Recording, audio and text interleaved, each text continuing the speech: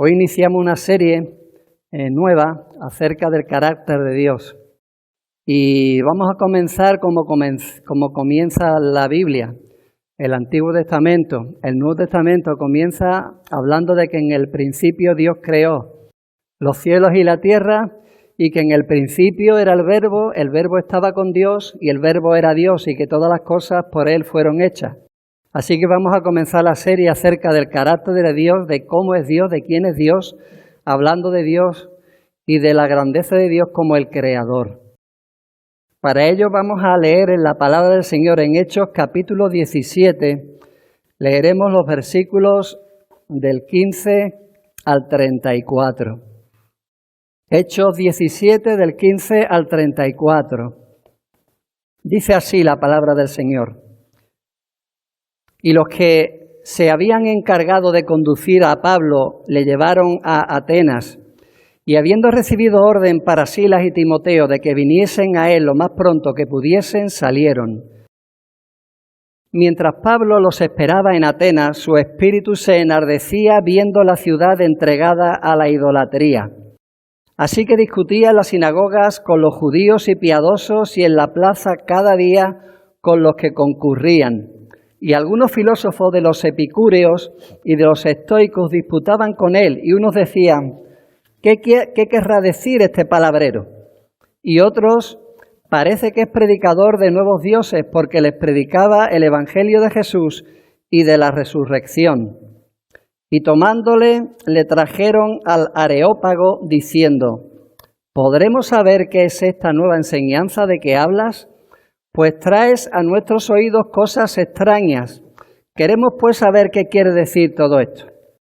Porque todos los atenienses y los extranjeros residentes allí en ninguna otra cosa se interesaban sino en decir o en oír algo nuevo. Entonces Pablo, puesto en pie en medio del Areópago, dijo, varones atenienses, en todo que observo que sois muy religiosos, porque pasando y mirando vuestros santuarios, hallé también un altar en el cual estaba esta inscripción, al Dios no conocido. Al que vosotros adoráis, pues sin conocerle, es a quien yo os anuncio.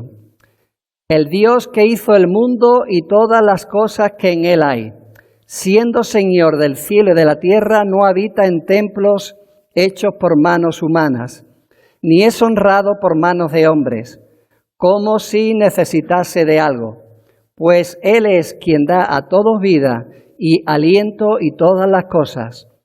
Y de una sangre ha hecho todo el linaje de los hombres para que habiten sobre la faz de la tierra, y les ha prefijado el orden de los tiempos y los límites de su habitación para que busquen a Dios, si en alguna manera palpando puedan hallarle, aunque ciertamente no está lejos de cada uno de nosotros. Porque en Él vivimos y nos movemos y somos, como algunos de vuestros propios poetas también han dicho, porque linaje suyo somos. Siendo pues linaje de Dios, no debemos pensar que la divinidad sea semejante a oro o plata o piedra, escultura de arte y de imaginación de hombres. Pero Dios, habiendo pasado por alto los tiempos de esta ignorancia, ahora manda a todos los hombres en todo lugar que se arrepientan, por cuanto ha establecido un día en el que juzgará al mundo con justicia por aquel varón a quien designó, dando fe a todos con haberle levantado de los muertos. Pero cuando oyeron lo de la resurrección de los muertos, unos se burlaban y otros decían, ya te oiremos acerca de esto otra vez. Así que Pablo salió de en medio de ellos, mas algunos creyeron, juntándose con él, entre los cuales estaba Dionisio el Areopagita y una mujer llamada Dámaris, y otros con ellos. Señor, te pedimos, Padre, que bendiga la exposición de tu palabra, Señor, que sea para edificación del creyente y para conversión del incrédulo, Padre. Te lo pedimos en el nombre de Cristo. Amén.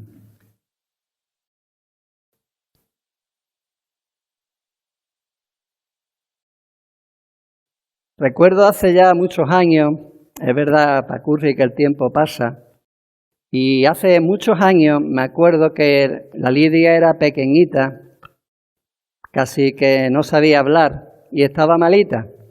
Había terminado el culto en el otro local de la iglesia y me la encontré en la entrada llorando.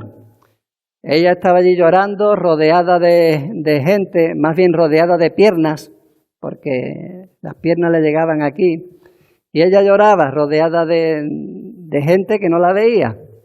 Y yo me acerqué a ella, me agaché, la cogí y me la llevé hacia el local de culto que estaba vacío y ella se quedó dormida.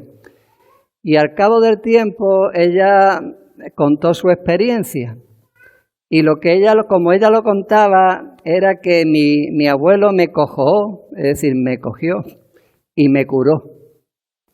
De alguna manera ella se sentía allí tan desvalida, rodeada de tantas piernas, que el hecho de que yo me agachara, la cogiera y la consolara, le sirvió como de un bálsamo, ¿verdad? Se sintió aliviada. Hermano, para llegar a las personas hay que ponerse al nivel donde ellos están. Si Dios quiere, vienen mis nietas, ya más pequeñitas, de Chipiona esta mañana, que probablemente vengan hermana C y María Ángel con las niñas. Veréis que si me agacho y le abro los brazos, ellas salen corriendo.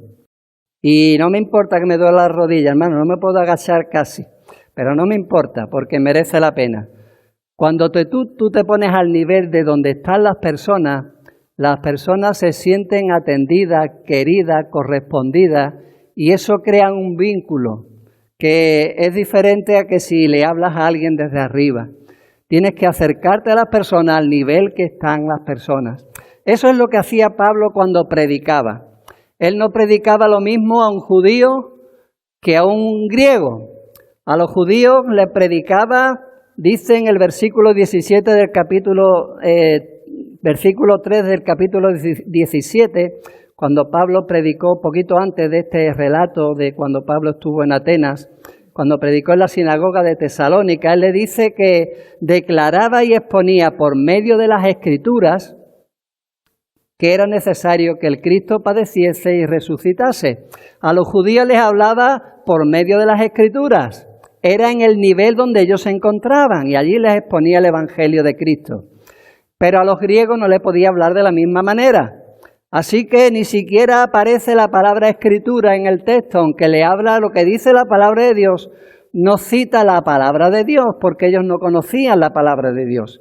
Ni siquiera le habla del nombre de Jesucristo, no lo cita, aunque sí cita la persona de Cristo y la obra de Cristo.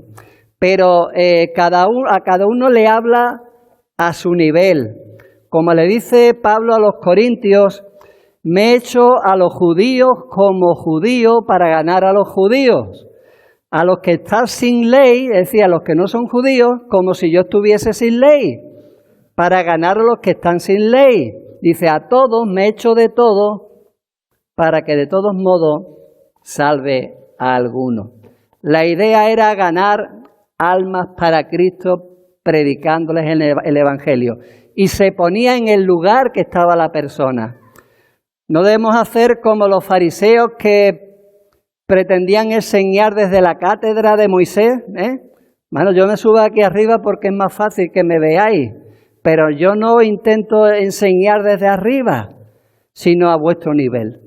Y es así como se debe predicar la palabra de Dios. Es lo que Pablo hacía. Aunque verdaderamente Pablo tenía dominio propio, porque realmente cuando él llegó a Atenas, él está acabando su segundo viaje misionero, procedía de Tesalónica, donde lo habían tenido que sacar corriendo porque lo iban a linchar. y lo llevaron a Berea, donde le pasó lo mismo. Los judíos estaban detrás de él intentando acusarle delante de las autoridades romanas, y también lo tuvieron que sacar corriendo de Berea y lo dejaron en Atenas hasta que Timoteo y Silas volvieran para continuar el viaje. Pero Pablo no perdió el tiempo en Atenas. Atenas no formaba parte, digamos, de sus planes en ese itinerario que él hizo para visitar las iglesias que ya se habían formado en diferentes lugares. Atenas era un lugar que no estaba previsto. Sin embargo, el tiempo que él estuvo allí, él no perdió el tiempo. Él estuvo paseándose por sus calles, dice que su espíritu se enardecía viendo la ciudad entregada a la idolatría. Un escritor, Petronio, que era de la época de Pablo, decía que en Atenas era más fácil encontrarse con un ídolo que con un hombre. Había muchos ídolos, muchas imágenes por todos sitios, por las esquinas, las hornacinas, que todavía hay alguna por ahí en San Fernando. La mayoría vacías ya, no, allí estaban llenas. Las esquinas, las portadas de las casas, dentro de las casas estaban los lares, los ídolos, digamos, familiares, y por donde mirar había ídolos. Y si mirar un poquito más arriba, allí estaba la Acrópolis, donde se encontraban el Partenón de Atenas.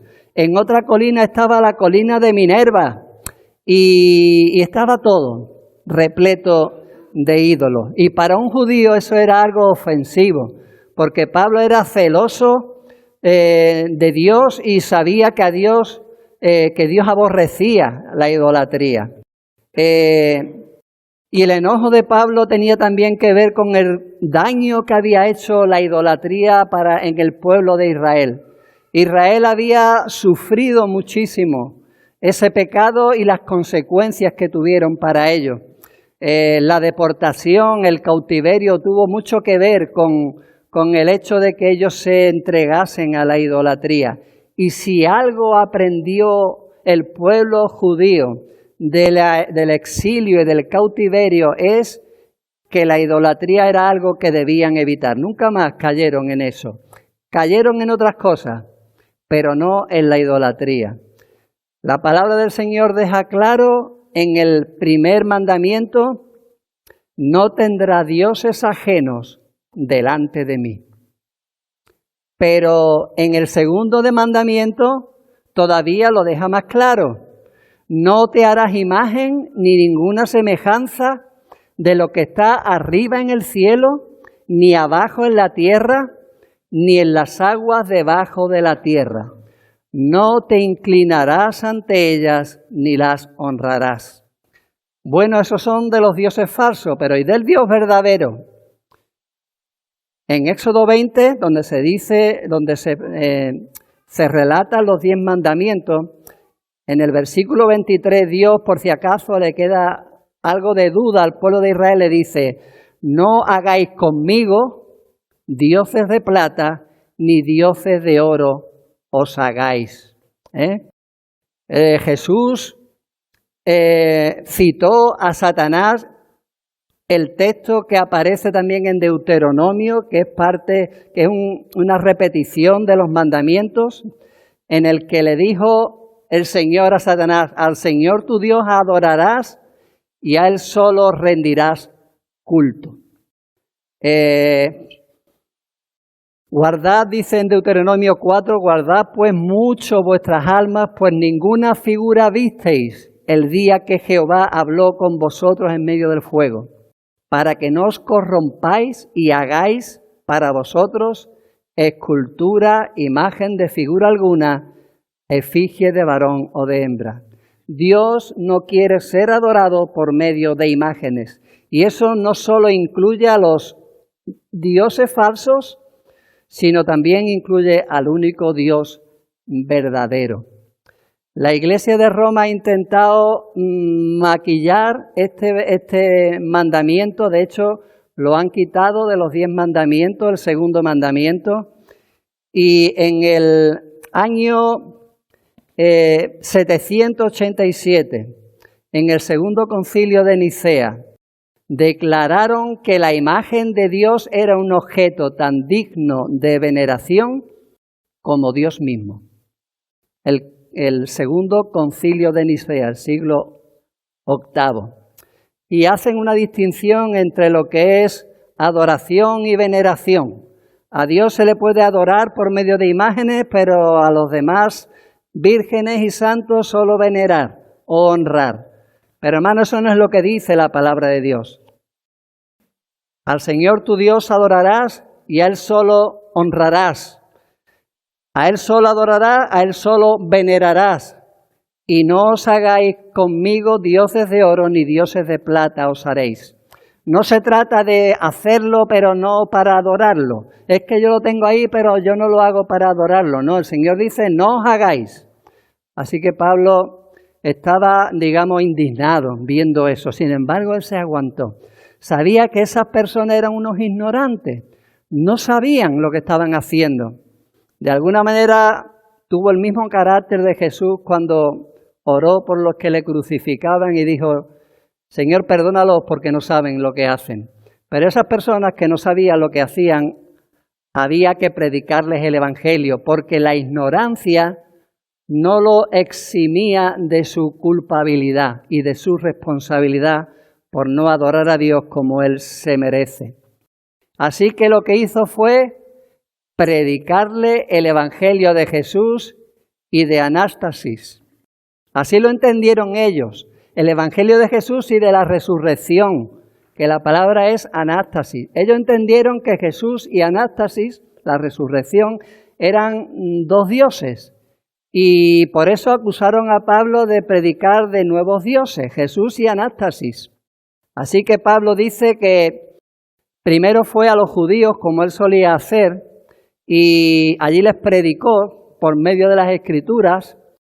También se fue al ágora o la plaza pública donde era el mercado. Todavía cuando hablamos del mercado de abastos decimos la plaza.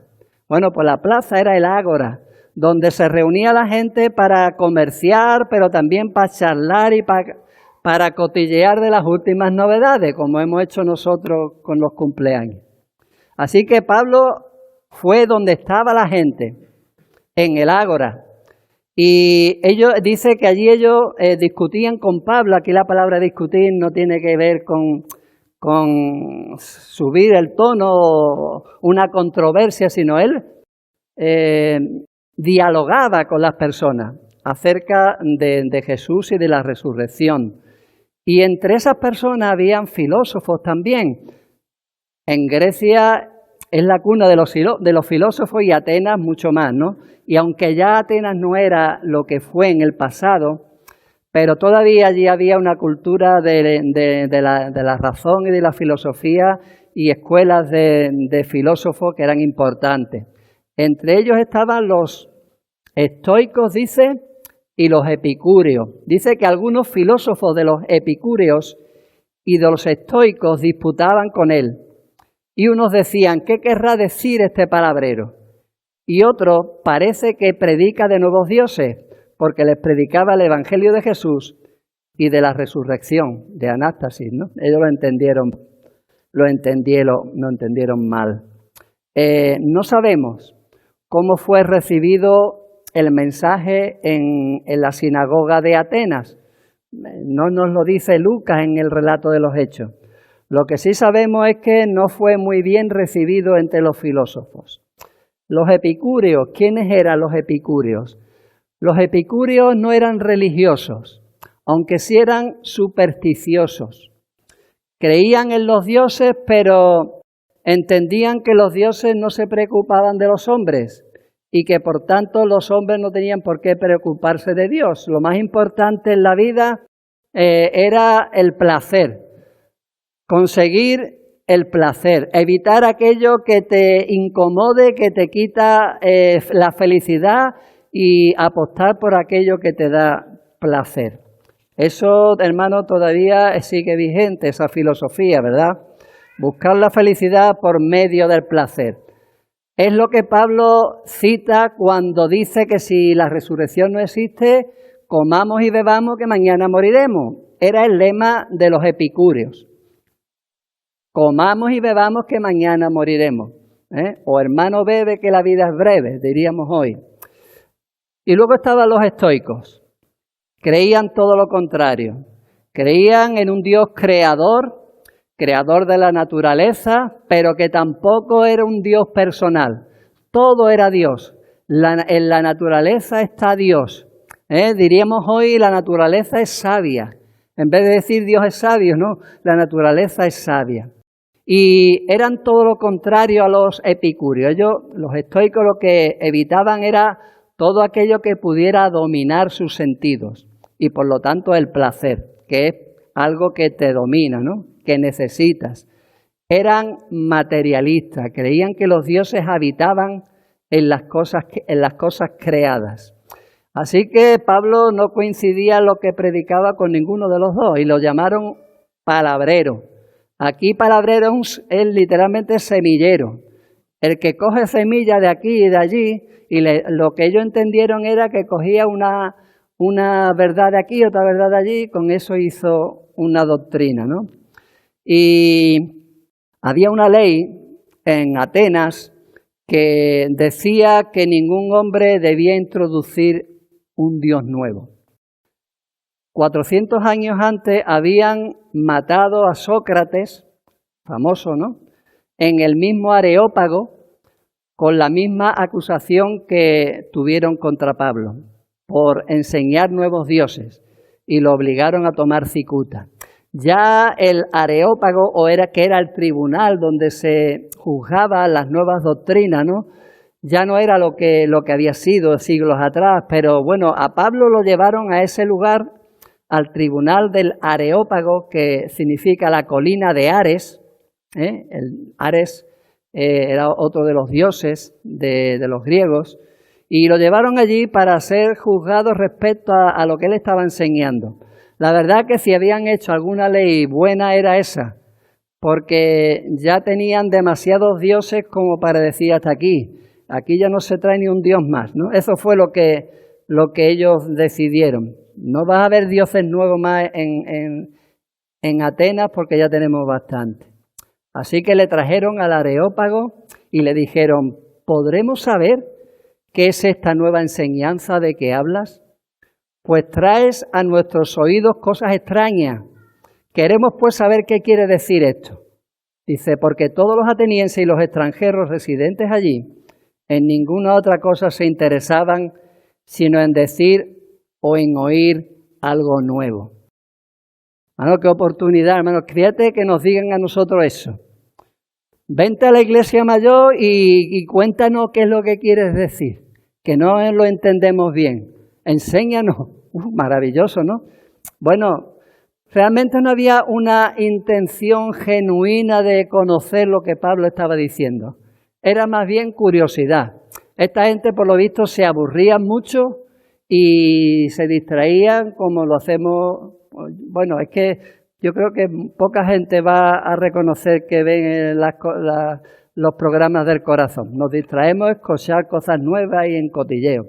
Y bueno, que a ver qué es lo que dice. Y nos vamos a enterar y nos vamos a distraer un ratito y vamos a escuchar algo nuevo. Y así que lo llevaron allí y el consejo de filósofos escuchó la respuesta de Pablo.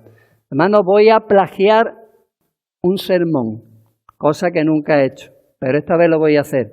Le voy a predicar algo que ya fue predicado, porque esto es una predicación de Pablo. Voy a predicar la predicación de Pablo en el Areópago, en la colina de Marte, ese tribunal, donde Pablo iba a explicar lo que era el Evangelio y la fe en Jesucristo. Dice que Pablo, puesto en pie en medio del Areópago, dijo: varones atenienses, en todo observo que sois muy religiosos, porque pasando y mirando vuestros santuarios, hallé también un altar en el cual estaba esta inscripción: al Dios no conocido. Al que vosotros adoráis pues sin conocerle, es a quien yo os anuncio.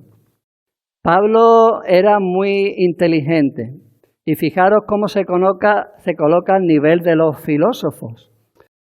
Porque esto no es un halago cuando dice, observo que sois muy religiosos. Ahí la palabra se puede traducir también muy supersticiosos. Muy supersticiosos. No era precisamente un halago. Y luego habla de que también sois unos ignorantes, porque adoráis al Dios no conocido, al Dios el que no conocéis. Quiere decir que no lo sabéis todo acerca de Dios. Y tampoco estáis muy seguros que vuestros dioses sean dioses verdaderos o los únicos dioses. Así que para curarse en salud, pues pusieron allí una piedra, no sabemos qué, un altar al Dios desconocido. Y así, por si acaso nos falta alguno. Hermano, eso significa que de alguna manera el ser humano tiene alguna conciencia de la existencia de Dios. No hay nadie que sea verdaderamente ateo. El ser humano en sí mismo es un ser religioso. Y el ateo cree que Dios no existe, pero cree en otras cosas, entre ellos que Dios no existe. Y eso en sí mismo es una creencia. El ser humano en su interior sabe que existe Dios. Y te pueden decir, yo sé que algo habrá. Nosotros tenemos que decirle que no hay algo, hay alguien, pero sabe que existe. Pablo se lo explica a los romanos en el capítulo 1, a partir del versículo 20, hablando de los que no conocen a Dios, dice, las cosas invisibles de Él, su eterno poder y deidad se hacen claramente visibles desde la creación del mundo, siendo entendida por medio de las cosas hechas, de modo que no tienen excusa. Nadie tiene excusa para no creer que existe un Dios que creó el cielo y la tierra, porque la misma creación nos da evidencia de que debe de existir un creador. No existen los ateos. Si alguien te dice que es ateo, no es alguien que no crea en Dios, es un necio. Porque dice la palabra, dice el necio en su corazón que no hay Dios. El que diga que no hay Dios no es un ateo, es un necio según la palabra. Hay algo en la conciencia del hombre que le dice que tiene que existir Dios. El Salmo 19 dice que los cielos cuentan la gloria de Dios, que el firmamento anuncia la obra de sus manos. Solo tienes que contemplar lo grande, lo pequeño de lo que existe para saber que detrás de eso hay un diseñador. Así que en lo más profundo de las conciencias de estas personas sabía que Dios existía. Pero claro, ellos no conocían a Dios. Y como entendían que Dios existía pero no le conocían, pues se lo tuvieron que inventar. Se lo tuvieron que imaginar. Y la imaginación del hombre, hermano, no tiene límites. Y de ahí vienen las imágenes. Porque el hombre no fue creado para adorar por fe. Es verdad que debemos adorar al Señor en espíritu y en verdad, no por medio de imágenes. Pero eso fue un accidente, consecuencia del pecado. La fe no forma parte del diseño original de Dios. Y eso se lo digo a una iglesia que cree en la salvación por la fe. Pero al principio Dios se paseaba en medio del hombre, en medio del huerto. El hombre podía ver a Dios. El hecho de que dejara de verlo tiene que ver con que el hombre cayó en el pecado y eso rompió esa comunión con Dios y Dios le expulsó de su presencia. Y a partir de ahí era por fe que debía adorar a Dios. Pero claro, el hombre no está acostumbrado, no está diseñado para orar por fe y sigue intentando adorarle por vista. Al Dios no conocido, al que vosotros adoráis sin conocerle, es a quien yo os anuncio. No se puede adorar a Dios sin conocerle, porque entonces caeremos en muchos errores, incluido el de la idolatría. ¿Qué necesitaban estas personas? Necesitaban conocer a Dios. conocer a Dios, a ese Dios desconocido. Y fijaros también la estrategia de Pablo, porque claro, le acusaban de hablar de nuevos dioses, lo cual estaba prohibido allí en Atenas. Sin embargo, Pablo le dice, no es un nuevo Dios, es ese Dios desconocido a quien vosotros adoráis, a quien yo os anuncio. Así que él empieza hablando de ese Dios.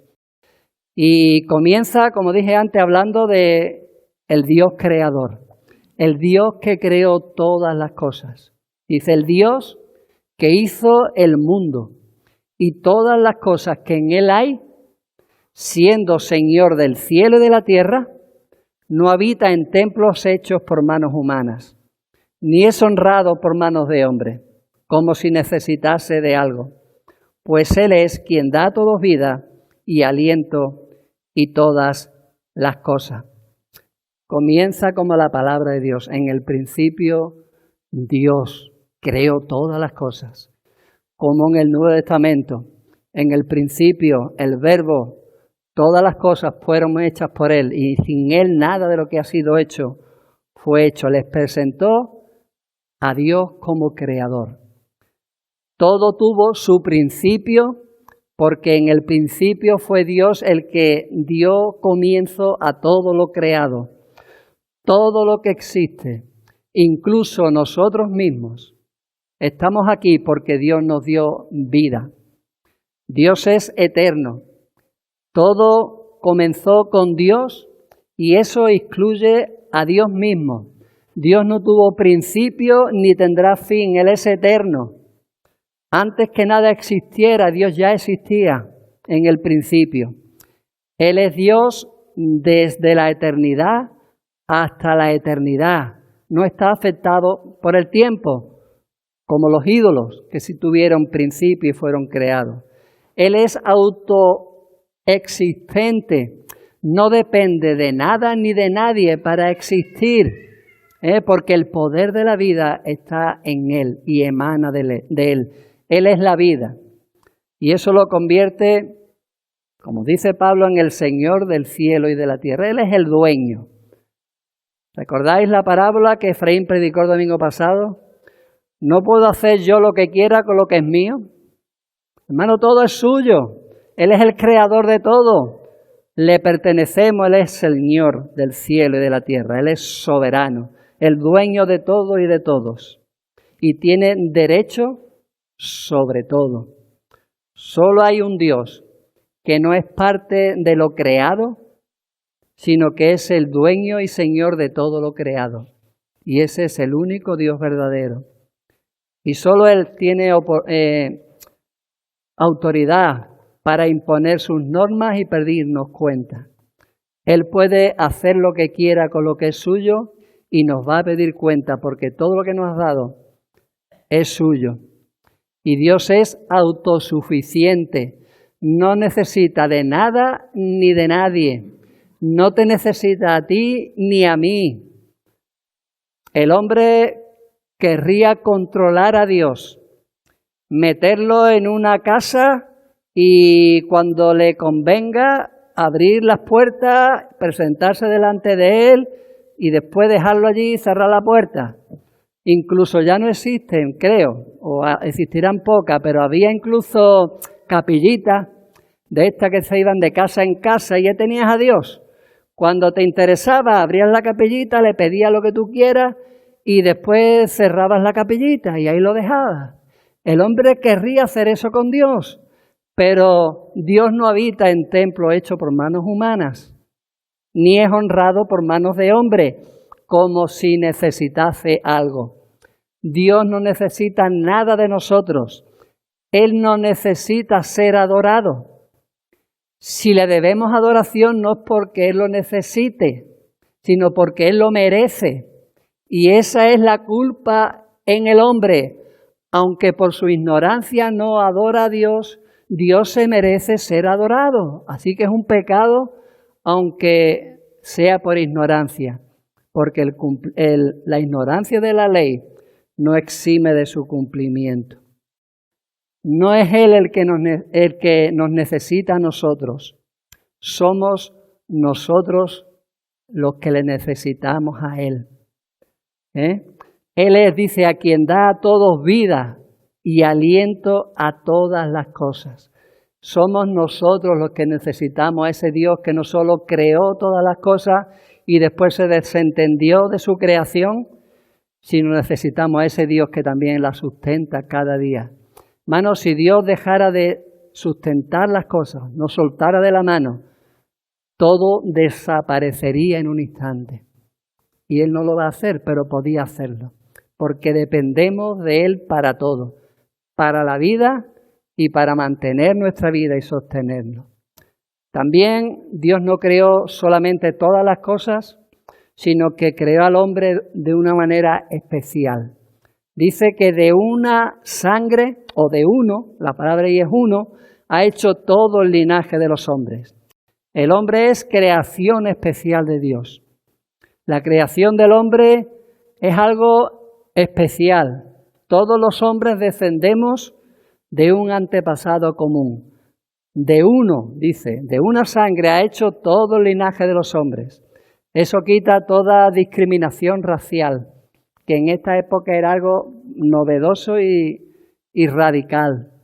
Y le creó, hermanos, con un doble propósito. Dios creó al hombre, en primer lugar, para que viva en dependencia de Él. Dice, para que habiten sobre toda la faz de la tierra, y le ha prefijado el orden de los tiempos y los límites de su habitación. Todo lo que ocurre, todo lo que tenemos, todo lo que Él pone a nuestra disposición ha sido preordenado por Dios. Dios no nos ha dejado desamparados. Él ha puesto al hombre sobre la faz de la tierra, le ha dado estaciones del año para que haya cosecha y pueda vivir, y también le ha dado los límites de su habitación. Él es el Dios de la historia. Todo lo que ocurre, desde la caída y la puesta de reyes hasta lo más pequeño, ni un gorrión, ni un cabello cae sin su consentimiento. Todo depende de Dios y existe y sucede porque Él lo ha determinado así. Así que le creó con este principal propósito, que el hombre viva en dependencia de Dios, pero también para que le adoren a Él y solamente a Él. Dice, para que busquen a Dios. Si en alguna manera, palpando, puedan hallarle. Dios ha creado al hombre para que le adoren, para que le busquen. Hermanos, cuando el hombre pecó, el hombre perdió de vista a Dios. Y no solo perdió de vista a Dios, perdió de vista la luz que permitía encontrar a Dios. No hay quien busque a Dios. Es verdad que la gente busca a Dios, pero lo busca de la manera equivocada y en el lugar equivocado. Lo buscan como a ciegas. Que busquen a Dios si en alguna manera palpando puedan hallarle. El hombre busca a Dios así, palpando. Evidentemente no lo va a encontrar. Y no es porque el hombre esté lejos de Dios esté lejos del hombre, es porque el hombre está lejos de Dios. Pablo sigue diciendo, aunque Él no está lejos de todos nosotros. No es el hombre, no es Dios el que se ha alejado del hombre, es el hombre el que se ha alejado de Dios. Una de las maldiciones, consecuencia de la desobediencia de ese primer hombre y luego de todos nosotros, es la ceguera espiritual. Deuteronomio 28, el Señor advierte a su pueblo, a Israel, Jehová te herirá con locura, ceguera y turbación de espíritu, y palparás a mediodía como palpa el ciego en la oscuridad. Habla de cuando, en la consecuencia de la desobediencia. Cuando el hombre se aparta de Dios, se aparta de la luz, y entonces anda a tientas, y buscará a Dios, quizás sinceramente, pero no lo va a encontrar, porque busca a tientas. Él es el que verdaderamente da luz para que el hombre viva de acuerdo a lo que le conviene, a lo que él ha sido diseñado, para lo que ha sido diseñado. Y el desorden de este mundo, hermano, todo lo que vemos es la demostración de cuánto la humanidad se ha alejado de Dios y vive en oscuridad. Es verdad que todos los caminos les parecen al hombre derechos, pero es porque está ciego. Al final, su fin es camino de muerte. Sin Dios, la vida del hombre es como la de un ciego que va caminando a tientas. Y aquellos que tienen la sincera intención de encontrar a Dios no le va a encontrar, porque le buscan a tientas. Sin embargo, Dios es un Dios cercano y accesible. Hermano, Dios es aquel que se agacha y va al encuentro del hombre. Es aquel que dejó la gloria, se hizo hombre y estando en la condición de hombre se humilló a sí mismo. Dios es un Dios cercano, que cuando estábamos buscándole a tientas, Él dijo, aquí estoy, heme aquí. Dios está, dice, en Él vivimos y nos movemos y somos. No está lejos de nosotros. Si el hombre por sí mismo no puede encontrar a Dios, no es porque Dios no esté cerca, es porque le busca en lugar equivocado. Es Dios el que debe ir al encuentro del hombre y es por medio de Cristo que Dios se hizo hombre y se hizo como uno de nosotros, se puso a nuestro nivel para que podamos conocer a Dios. Pero es más, el hombre no fue solamente alguien creado de una manera especial en medio de la creación, sino que fue hecho a imagen de Dios. Porque linaje suyo somos. Ahí la palabra es descendiente. Descendientes suyos somos, linaje suyo somos. Los seres humanos somos mucho más que parte de la creación. Somos descendencia de Dios.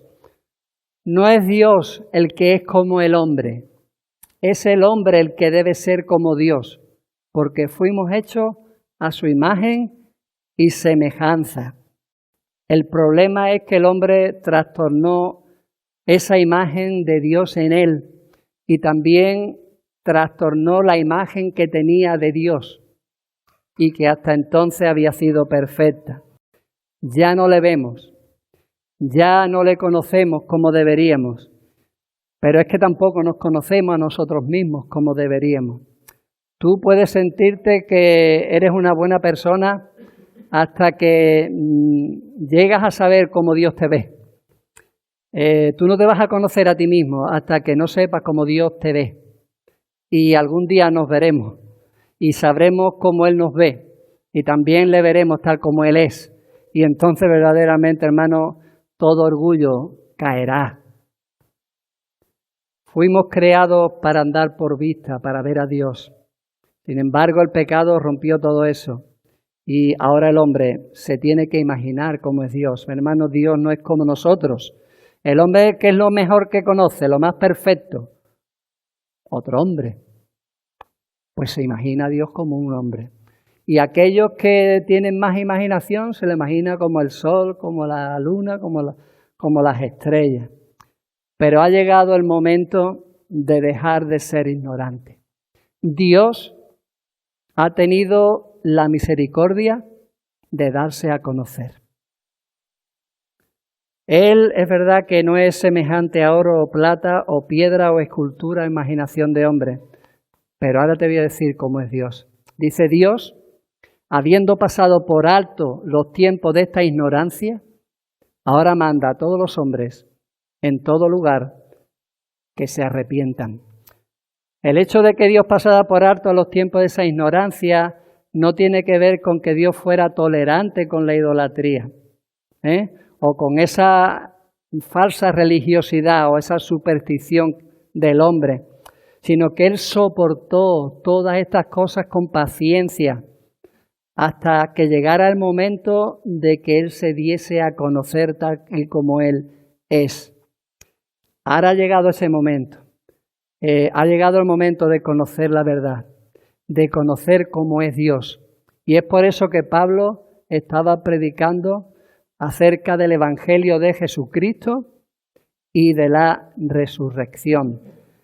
Se acabó, llegó el tiempo de acabar con la ignorancia, de dejar de conocer a Dios. La venida de Cristo, hermano, marca un antes y un después en cuanto al conocimiento de Dios. El Evangelio de Juan, Juan dice, a Dios nadie le dio jamás. El unigénito Hijo que está en el seno del Padre, Él le ha dado a conocer. Y Jesús dijo, el que me ha visto a mí, ha visto al Padre. Se acabó el tiempo en el que el hombre no podía conocer a Dios. Es por medio de Cristo que conocemos a Dios. Es verdad que la creación nos habla de un creador, pero no podemos conocer por medio de la creación al Salvador. Es verdad que los cielos cuentan la gloria de Dios, que el firmamento anuncia la obra de sus manos, pero también sigue diciendo el Salmo 19, la ley del Señor es perfecta, que convierte el alma. Ahí en el Salmo 19 vemos cómo están las dos cosas, la revelación especial por medio de la creación, la revelación general por medio de la creación y la revelación especial de Dios por medio de la palabra. Es por medio de la palabra que conocemos que ese Dios creador está ofendido por el pecado, que demanda arrepentimiento y que por medio de Cristo podemos tener la salvación y el perdón de pecados. Necesitamos la palabra de Dios para creer en ese Dios al que Pablo le dio a ellos a conocer. Sin embargo, hermano, hace poco escuché a un familiar que decía que ella leía la palabra, leía la Biblia, pero no se la podía creer. Las barbaridades que decía la Biblia. Y es verdad, hermano, tú lees la Biblia y vaya barbaridades que dice la Biblia. Que el sol se paró, que el mar se abrió, que un muerto fue resucitado. Eso es algo increíble. Pero ¿sabéis por qué es increíble? Porque antes de creer en la Biblia, debemos de creer en el Dios de la Biblia. Cuando tú crees en el Dios de la Biblia, te podrás creer todo lo que dice la Biblia, porque Dios es todopoderoso. La palabra de Dios nos muestra cómo es Dios, pero es a través de Cristo como verdaderamente podemos conocer a Dios. Jesús dijo, si yo no hubiera venido y no les hubiera hablado, no tendrían pecado. Pero ahora no tienen excusa por su pecado. Dios nos ha dicho la verdad por medio de Cristo. Ya no tenemos excusa. Ya sabían quién era ese Dios desconocido. El Dios desconocido demandaba de ellos que se arrepintiesen de sus pecados y se volviesen a Él. Porque ese Dios que creó todas las cosas también será quien juzgue a todas las cosas. Dios juzgará al mundo por medio de Jesucristo. Aquel que creó todas las cosas será quien nos juzgue a todos. Dice, ha establecido un día en el cual juzgará al mundo con justicia por aquel varón a quien designó, dando fe a todos con haberle levantado de los muertos. Jesús mismo dijo de sí mismo, el Padre a nadie juzga, sino todo el juicio dio al Hijo. ¿Por qué? Porque aquel de quien es todas las cosas, quien es el creador de todo, que es Jesús, el Hijo de Dios, es el que tiene derecho a juzgar lo que es suyo. Y la prueba de que Jesucristo es quien Pablo decía ser y quien él mismo dijo que era que Dios le levantó de los muertos. Él no permitió que su santo viera corrupción. Estaba predicho, estaba predeterminado que el Cristo muriera, que estuviese 3 días sepultado y resucitara. Y la resurrección demuestra que Cristo era mucho más que un hombre, era Dios con nosotros. La muerte no podía mantenerlo, no podía dejarlo en el sepulcro. Y para que Dios sea glorificado como Él se merece, yo necesito entender eso, hermano, que Dios se puso a nuestro nivel. No un Dios cualquiera, no un Dios menor, el creador de todas las cosas. Vino y se hizo como una de sus criaturas para pagar el precio por nuestros pecados. Y eso me da a entender que la gravedad de mi pecado es tanta que Dios no quiso dejar pasar por alto mi pecado y prefirió entregar a su Hijo que pasar por alto mis rebeliones.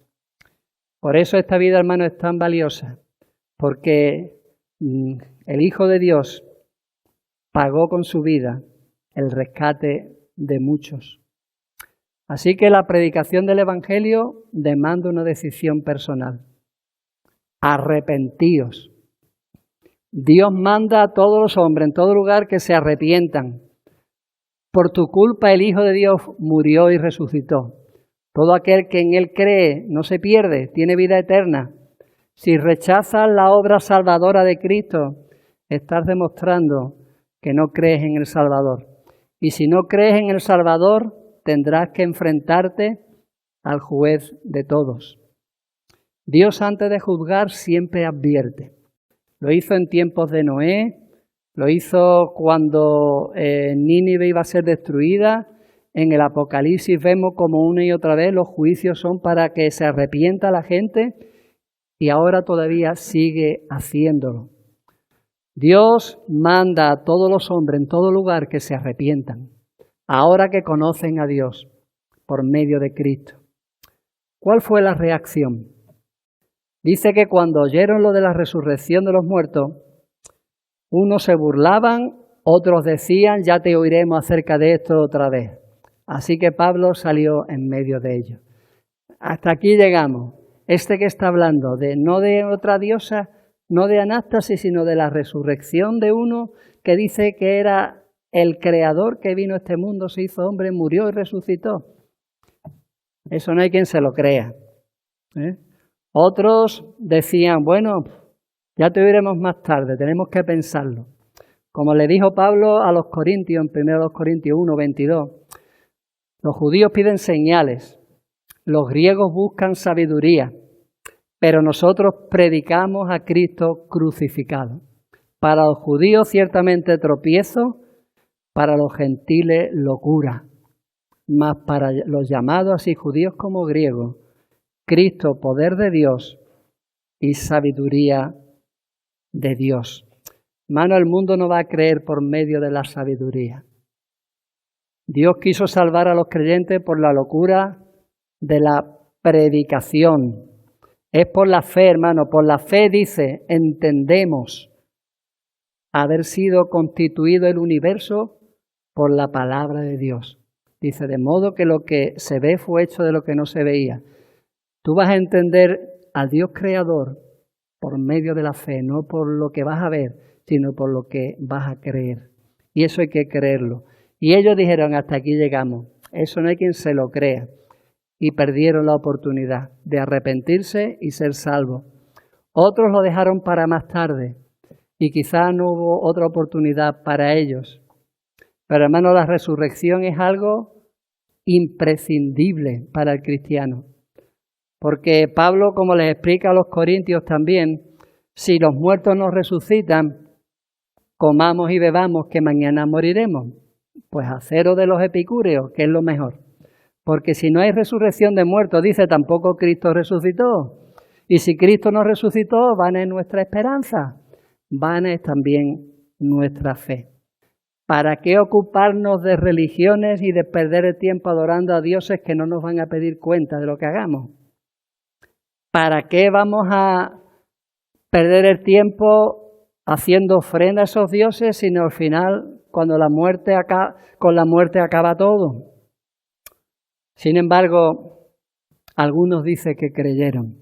Algunos creyeron, dice, juntándose con él, entre los cuales estaba Dionisio el Areopagita y una mujer llamada Dámaris y otros con ellos.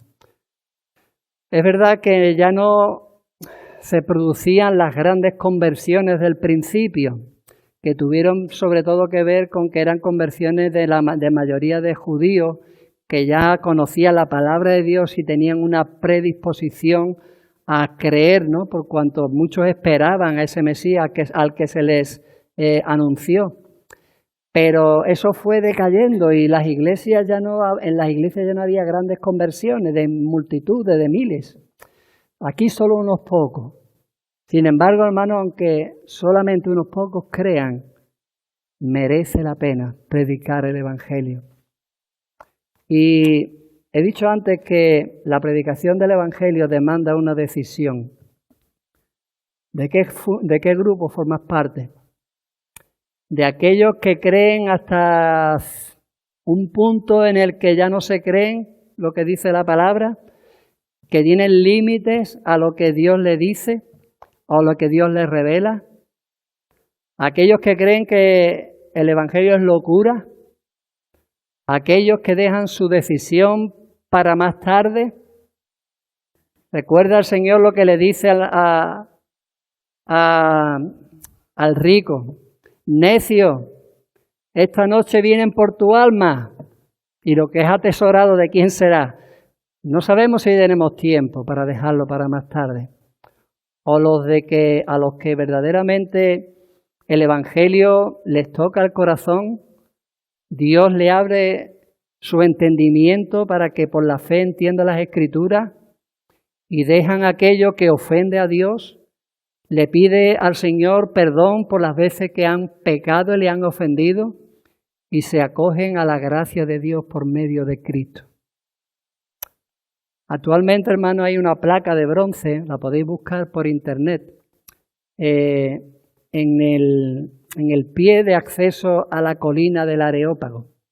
Es una placa de bronce donde viene todo este discurso de Pablo en el Areópago. Y todavía está allí para recordar que Dios manda a todos los hombres, en todo lugar, que se arrepientan. Hermano, la grandeza del Dios creador tiene que ver con eso. Un Dios que era tan grande, que demostró que era tan grande, haciéndose como uno de nosotros para salvar a muchos. Que el Señor nos bendiga y que todos formemos parte de ese último grupo, que se han arrepentido y que han aceptado a Cristo como su Salvador. Amén. Bendito Padre Santo, Señor, gracias, Padre, porque tú nos das ejemplo, Señor. Tú eres bueno con nosotros, Padre. En tu ira tú te acordaste de tu misericordia, Señor. Tú, por medio de Cristo, de tu Hijo, Señor, te humillaste, te hiciste como uno de nosotros. Te hiciste obediente hasta la muerte y muerte de cruz. Y la resurrección demostró que tú eras quien decías ser, el Hijo de Dios. Y con esa resurrección también nosotros tenemos la certeza de que hemos creído en la persona correcta, en la persona del Dios creador, que es también nuestro Dios y Salvador. Y también, Señor, tenemos la certeza de nuestra propia resurrección. Gracias, Padre, por esa esperanza. Padre, ten misericordia de aquellos que no te conocen. Ayúdanos, Señor, a llegar a ellos, Señor, a alcanzarles con el Evangelio de Jesucristo y de la resurrección. Ayúdanos, Padre, a saber ponernos a su nivel, Señor, a que podamos llegar a las personas, buscándolas donde ellos están, para llevarlas a los pies de la cruz, Señor, para perdón de pecados. Ayúdanos como iglesia, Señor, también para que cumplamos esa misión, Señor, de predicar el Evangelio de Jesucristo hasta lo último de la tierra, Padre. Gracias, Señor, por ese amor tan grande que demostraste y que cada día nos muestra, Señor, sosteniéndonos y bendiciéndonos cada día, Señor, en lo grande y en lo pequeño que tú nos das, Padre. Gracias, Señor, en el nombre de Cristo que lo hace posible. Amén.